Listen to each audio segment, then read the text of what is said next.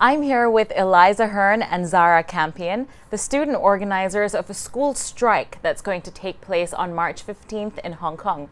Welcome, ladies. Thank you for having us. Not at all. So first question, can you tell me a little bit about why you decided to strike for climate change in Hong Kong? Yeah, so recently there's been this global movement happening thanks to Greta Thunberg, a 16-year-old Swedish activist who's been striking from school every single Friday for almost half a year now.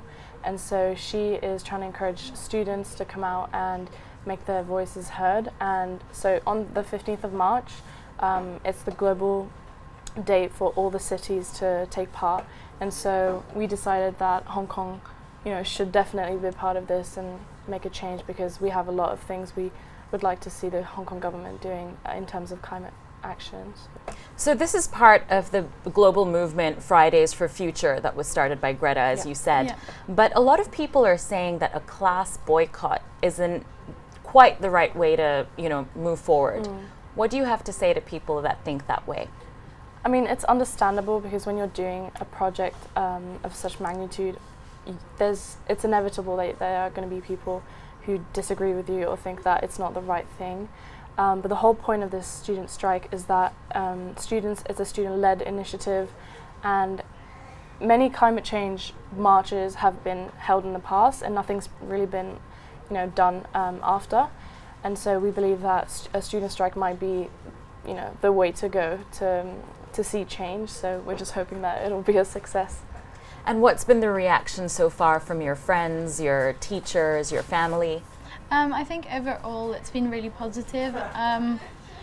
In terms of our schools, obviously from a safety point of view, they wouldn't be able to condone such an idea because it's unsupervised, and the whole point of school is that your parents know where you are, you're supervised at all times. So in terms of safety for students, which is the school's #1 priority, they can't support the idea.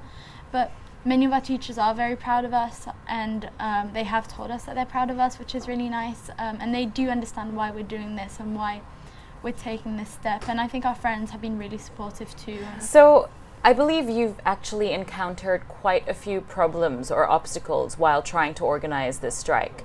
You've had to change plans as a result of some of these problems. Can you tell us what happened and what you did? Yeah, so it was never like a huge problem. It was more, we had set up the Facebook page, and initially we wanted to do in Victoria Park, walking to Central. But then when we met with the police, they told us that the venue wasn't available because of another event happening in Hong Kong. And so because of that, we had to change our plans, find another location that would be suitable for the march.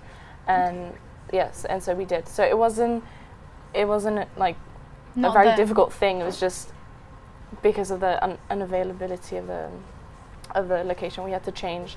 Right. Which, yeah. So your new plan has now changed from starting at Victoria Park to now starting at Chater Garden. Yes. Am I right? Yeah. Great. And that's at 11 a.m. on March 15th. Yes. Next Friday. Yeah, exactly in a week. Exactly 1 week from today. And I believe that you've come up with a very well thought out proposal that you want to give to the government at the end of your strike. Can you outline some of the points in this proposal for us? So originally we were thinking of just giving this proposal to the government, but in the past few days we've actually been talking to a lot of people in this industry and who are specialists in renewable energies and in Hong Kong, and how they're currently doing at tackling the climate crisis. And one of their main ideas was that we not only submit it to the government but also to schools, for the main reason that schools are a microcosm of our world issues, and everything that goes badly is shown in schools. So I think that idea is a great one, because although we want the government of Hong Kong to do something, we realise it's going to be difficult for them to do that, whereas a school is much more likely to act upon what its students want, because it's so much more easier given how big a school is, how small the school is compared to Hong Kong as a whole. And we're also planning to give that proposal not only to our school but to the Education Bureau in Hong Kong, so that hopefully if any other schools want it, they can message them or get in contact with them and they can give it to other schools. Well, thank you so much for joining us today. It's been wonderful speaking with you. Good luck for the strike on March 15th. Hope to see you there. Yeah. Definitely.